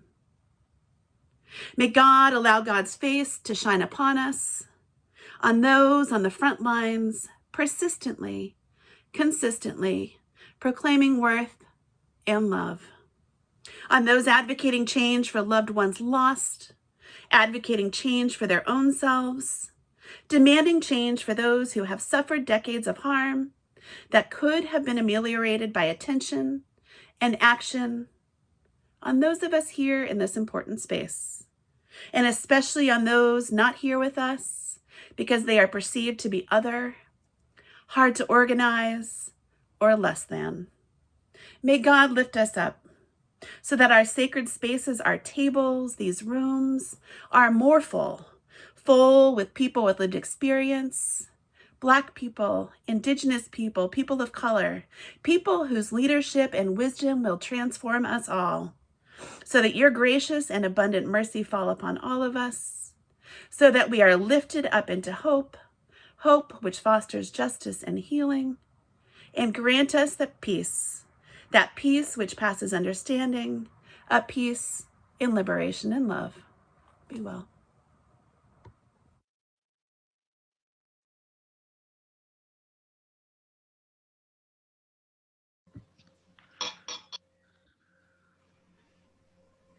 Thank you so much, Erica. And indeed, like Erica said in the end, hope that fosters peace and justice is what we hope to move towards through this work. I would now like to hand over the emceeing role to Subi and request Subi to take us forward with the second part of today's event. Subi, over to you. Thank you so much, Kunal. It's been great to have everyone here so patiently, being with us, and we're doing pretty well in terms of our time as well, as I understand. As we move ahead, our previous speakers have very beautifully, drawn the intersection of religion and science, and also drug use and faith traditions.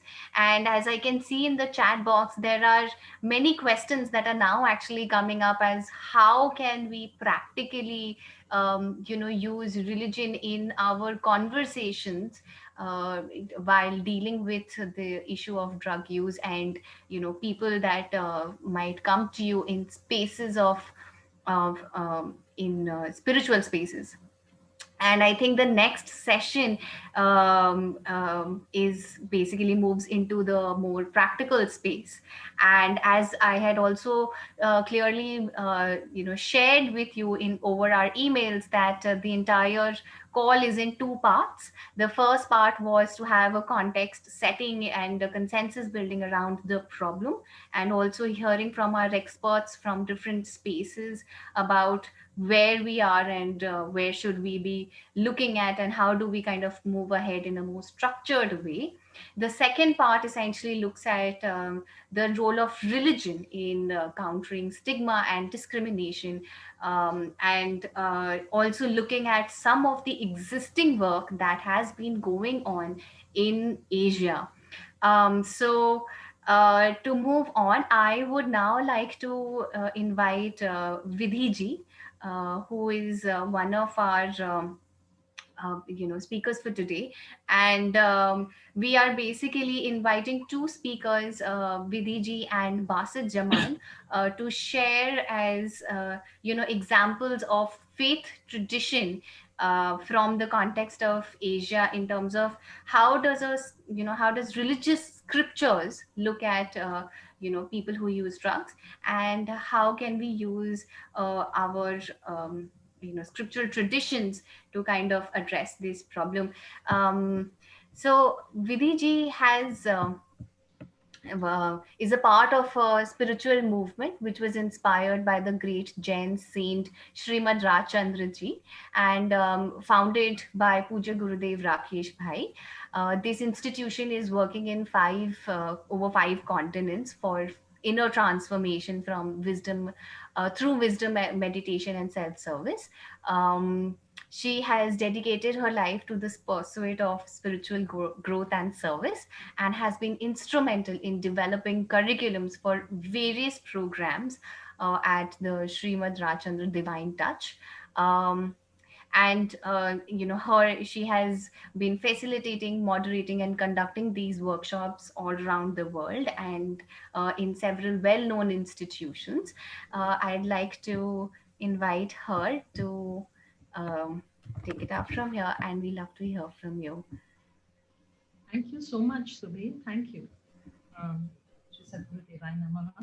First of all, I really want to thank the wonderful, deep, clear, insightful work that I saw. I saw some of the speakers here, Salil and Nicole, and the very deep perspective of understanding that there is a very strong, important area of mental changing the mental attitudes of people that I've seen a lot of organizations tend to miss out, and they tend to miss out on long-term change, where they're able to create change within a faction immediately, but it doesn't create a culture, a new culture. So I really want to I bow to the work that you all are doing, and the intent with which you all are uplifting people across the world. So really, from URI, Alliance India, Global Fund, UNAIDS, thank you so much for all the work that is happening across the world. And on this occasion, since we're talking from the perspective of faith, what comes to mind, is a story. And I'd like to just bring Mahatma Gandhi here. Everyone knows the Mahatma, he's a true icon of ahimsa and non-violence. And, you all have brought spirituality from the high temples to the masses. And Gandhi did that for ahimsa, I feel, as far as Jainism is concerned. And what was Gandhi like a little earlier? If you go to see, you'll see that he was a man of low confidence. If you know a little bit about his background, you will know that he was shy. He was a failure at many places. And I'll tell you why I'm telling you this story, especially for a lot of you working in the faith community. A man of low confidence, he ran away from court. He actually started alcohol consumption. There's a lot of areas of loss of identity and meaning. There was so much confusion in his life that there was a discussion of conversion of faith. This was the man who today we know as the Mahatma. So, what changed this man? It was a close encounter with a saint. This story is very close to my heart, of course, because the saint was Srimad Rajchandraji, my own guru's guru. But I realized the importance of bringing a higher purpose in life. There are two ways to facilitate change. One is to constantly work to reduce all the immediate factors that are causing harm. And one is to pull upward through a higher purpose. I'll talk a little more. Today, with us, we have a lot of rich spiritual traditions, a lot of rich service traditions also that are in front of me. And just over 100 years ago, this story that I'm speaking of right now is where a man who was a failure could have gone that way, where he was a victim of discrimination, a victim of low confidence, alcohol, change of faith, but he got in touch with the master. And here the master is not important, but it's the purpose, a higher purpose in life. And for us today, very short, I want to really give you a short message on this. For us today, for all of you who are faith actors from different FPOs across the world, I see us as important instruments, to touch off the divine, to extend the divine support. And the divine support, which is the right of all living beings. It is about letting everyone feel this embrace of divine grace, especially the most vulnerable members of our society who are stuck and need to overcome their lower tendencies. And you know what? Most of us are human, And almost all of us have these same tendencies stored within us. The difference is only in degree. And just as you don't cast away the sick and ailing members of your society, in the same way, you cannot ever cast away someone who has just fallen prey to the lower tendency that you yourself have potentially within you. You know, as my revered master, Puja Gurudev Sri Rakesh Bhai said, and I think it's in the manual as well, you need to hold on to the higher to let go of the lower. So the focus, as you all break out into your own sessions, the focus here, I feel, should be not just on letting go of a lesser habit, but also the importance of finding a higher purpose, offering a more meaningful way to live and tap into that infinite grace of the divine, moving to experience the divine embrace of grace. I bow to you, all of you who are instruments in this and all your work. You know, and I end with a short prayer that we'll try to have on the screen in English as well. I ask you all to just see it on the screen. Okay, I don't know if we have screen sharing, but if it's not, that's fine. Yes, it's enabled, I think. Okay, thank you so much. I'll just say it and then I'll tell you the meaning of it otherwise, if that's a problem. Okay.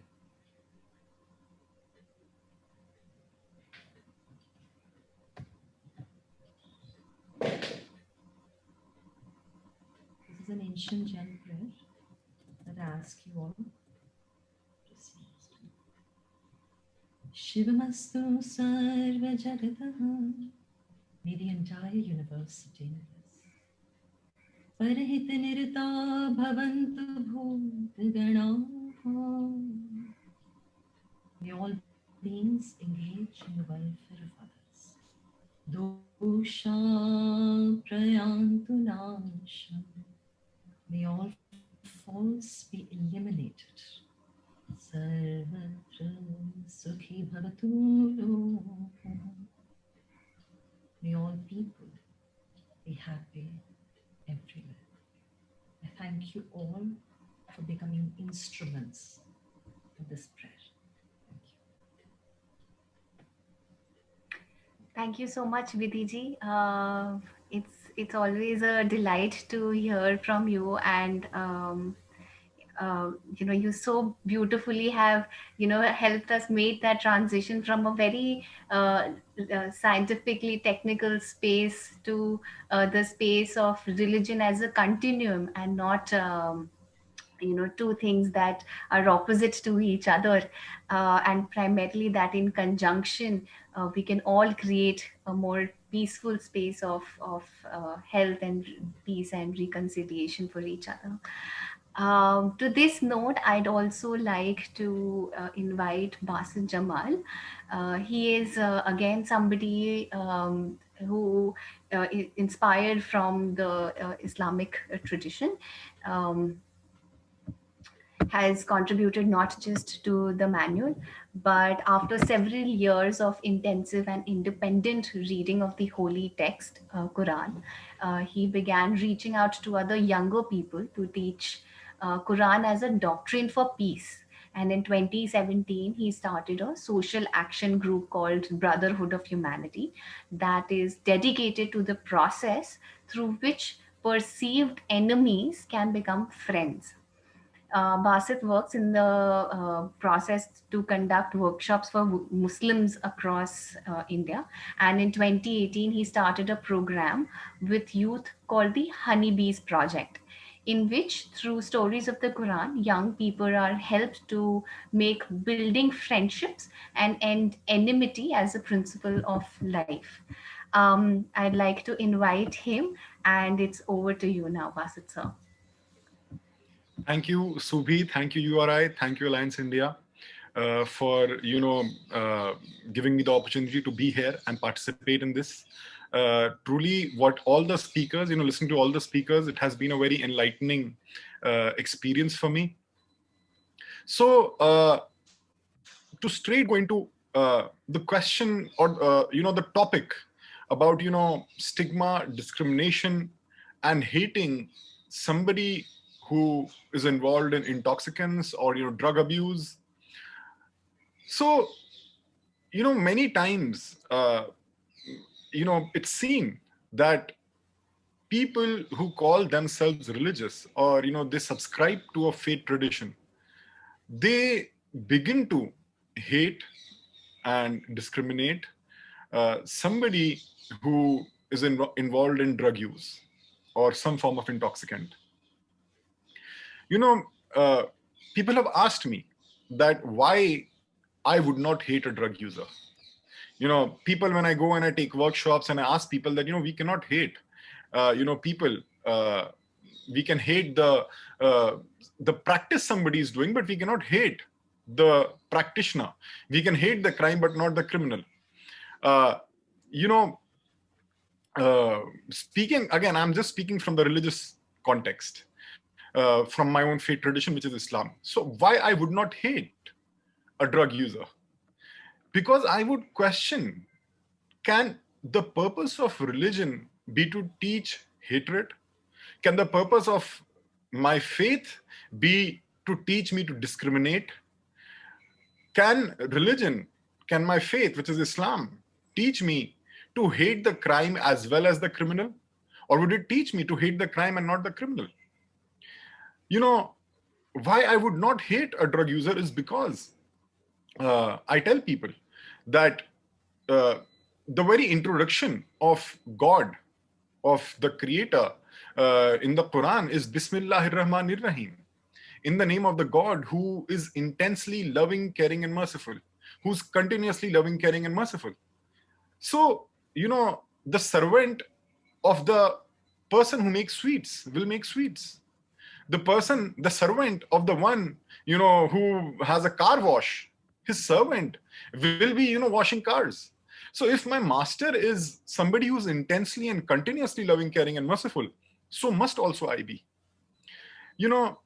Why I would not hate a drug user is because one of the other definitions of, God in the Quran is that he's Rabbul Alameen.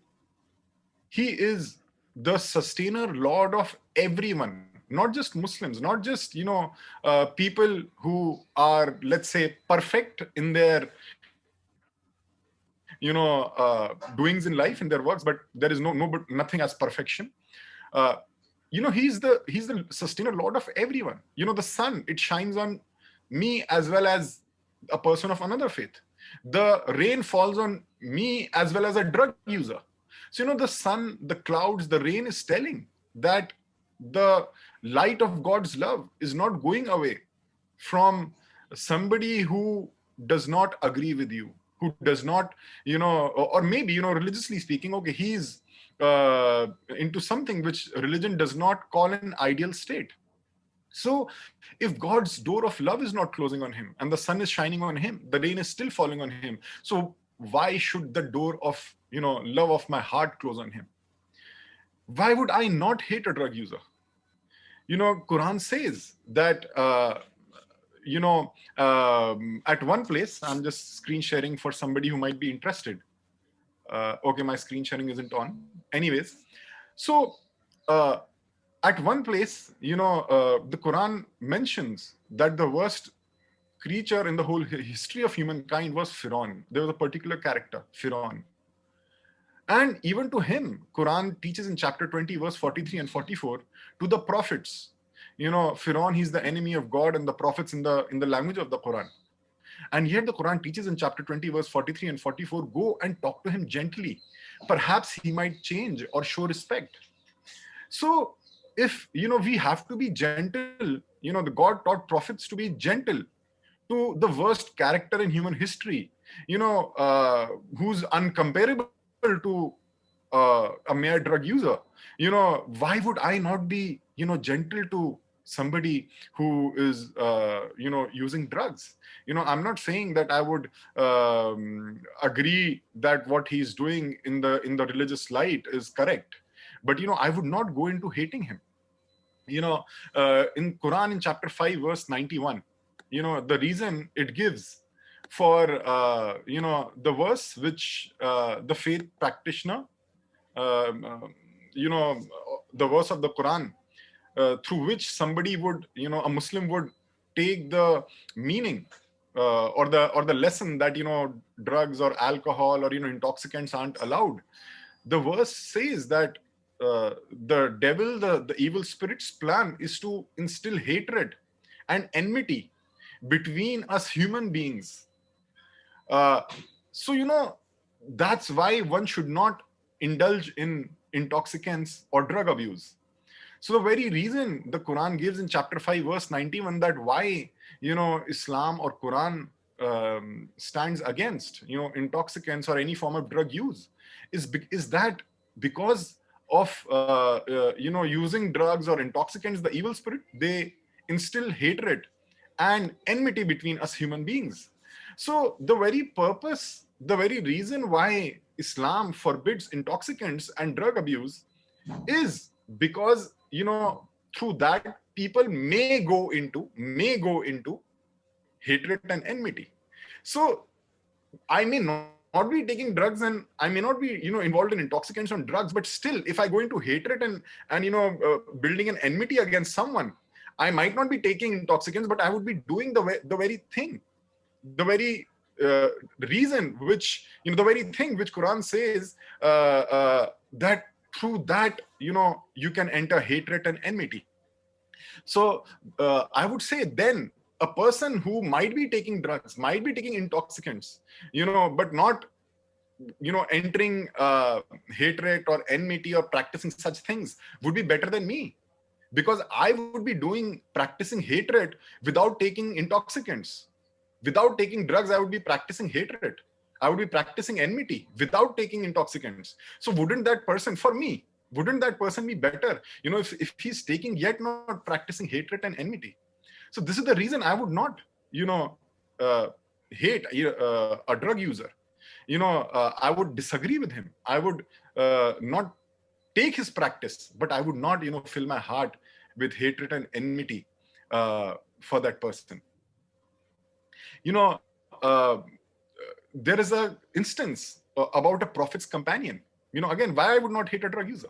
There's an instance in the prophet's life, Muhammad sallallahu alaihi wasallam's life, that one of his companions, you know, he was an alcoholic. He could not give up alcohol.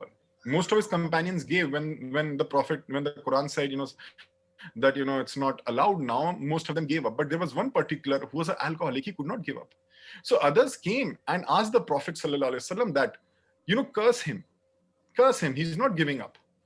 So the Prophet sallallahu alaihi wasallam replied, no, I will not curse him, because I know that he has deep love for God and his Prophet in his heart. So what was the Prophet teaching his companions? That we may disagree with what he's doing, but, you know, we also have to recognize, you know, there are some other good things in that person. And the Prophet did not curse him. The Prophet sallallahu alaihi wasallam did not start hating him or abusing him or, you know, discriminating him.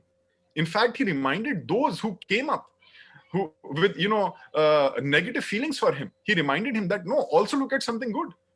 He might be doing this, but he also loves God and his Prophet. So I will not curse him. You know, in the end, I would say that the role of the spiritual person is like that of a doctor. You know, a doctor does not run away from somebody who needs, you know, like, you know, there's a physical ailment and there's a physician. So, you know, if according to the religion, according to the religious light, if somebody is, you know, into drug abuse, you know, from the religious point of view, he is, you know, involved in a spiritual disease. So the role of the religious practitioner, faith practitioner, is not to start hating him. The role of the spiritual practitioner, the role of the believer in that case would be to empathize with him, to listen to him, and try to talk to him that why is he into it? Why is he, you know, going into that? And, you know, help him out of it, not, you know, condemn him, not judge him.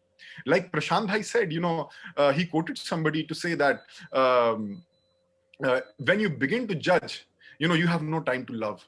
So this is this is the same quote I'll take from Prashant Bhai and say that, we have to love, we don't have time to judge people. And I would end my presentation over here. Thank you so much, URI and Alliance India, for giving me the opportunity to, speak to such a beautiful audience that we have here. Thank you. Thank you so much, Pasthai. It was really wonderful to hear an insightful space. And as you mentioned that it's very important for us to now make that transition to see things from a health perspective versus an ethical and a moral space that contributes to stigma and discrimination. And on that very note, I'd love to now take us all to the most important and significant part of this call, where we'd love to hear from you all about how can religion play a role um, in preventing stigma and discrimination and taboos that people who use drugs face.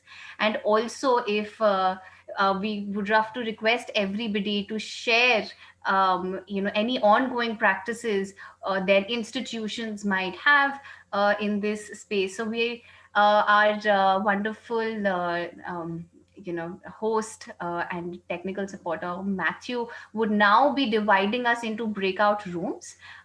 Each breakout room has one facilitator, and there'll also be one URI volunteer in every breakout session. We would encourage everybody to discuss these two questions that I just mentioned. One, about the role of religious organizations and religions in countering stigma, discrimination, and taboos. Second, sharing about any existing ongoing work within this space and context with the larger group. With you would be there would be a pop-up right now on your screen which would say join the breakout room. We'd encourage everyone to click on that and post that. There'll be roughly around 20-25 minutes that you would have as a group to discuss these questions.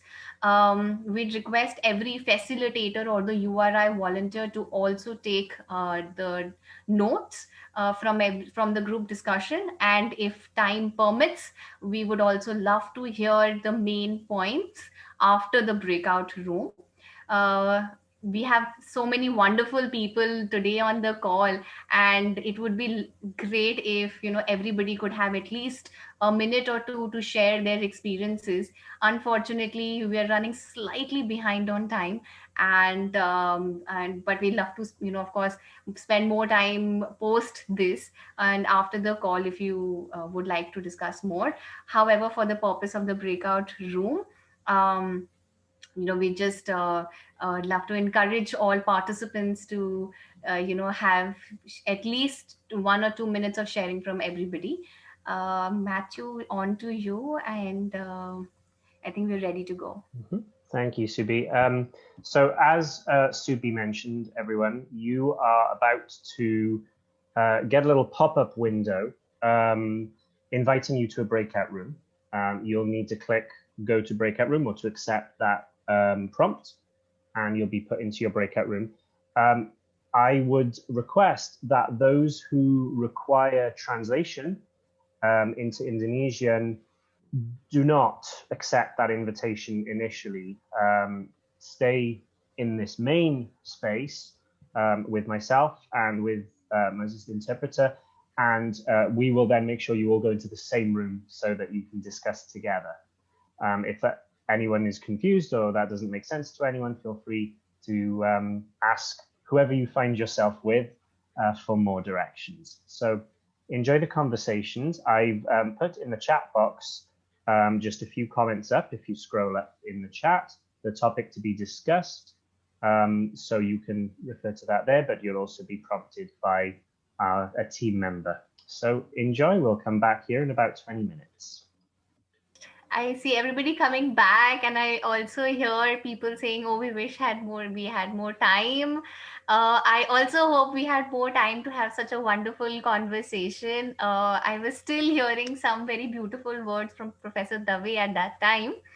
But since we are running really late, and we'd love to value the time commitment that you had all given to us, and hence, with those notes, I'd like to pass it on to Ira for her concluding remarks. Also, my hope is that. If there was a facilitator in your room, and if somebody has taken those notes, we value your inputs and your sharing. And so if you could mail us those notes, that would be wonderful. We would love to integrate that in our report after this call, to be published very soon. And if there's anything else you wish to share with us, please feel free to put it down on my email ID. And my email ID will be on the chat box, which I will write in a minute. Thank you so much once again, and passing on to Ira now for her final remarks. Thank you, Subhi. Thank you very much for giving me this opportunity. Actually, I think we've already thanked everyone at the beginning, and I think Subhi would be much better equipped for that. But we would like to actually thank everybody for joining us for this really very critical and very important meeting that or the regional meet that we have had of different faiths, different peoples coming from all over the community, from their own communities. We always keep saying communities of people who use drugs, but then we are communities of people. We are all part of that one big community. So thank you everybody for taking out this time. And I was part of one of the breakout sessions, and it just seems that in our own way, everybody is doing quite a lot. I mean, it's very encouraging to hear these things, and I'm looking forward to, of course, the notes that come out. But it seems that in our own way, all of us are doing a lot. And I think this is the opportunity for us with the manual to be able to take the work that all of us are doing and make it even more expansive and to learn from each other. So yes, I would like to thank everybody for that, and very good afternoon. Thank you. Thank you so much, Ira. Once again, thank you, everybody. Prama Bunchwe, Venerable from Thailand. We also have groups in Cambodia, Sotarat and Sidon. Thank you for facilitating. Moses and the group from Indonesia. We also had a wonderful group of faith champions who have, been with us for the past 3 years from India. Dr. Merchant, Art of Living, Srimad Rajchandra, Caritas India. I'd also like to thank all other faith leaders from Nepal, Sri Lanka, Cambodia, Philippines. We also had from Thailand, Vietnam. It has actually meant a lot to have you in person with us. And we've done really well in terms of our time. So that is absolutely wonderful and remarkable. Thank you, last but not the least, all our donor partners and technical experts, Kunal, Ira, Charan, and Anurag, who have supported us through this entire process. Thank you so much. The report would be up soon and would be shared by an email with you all. We will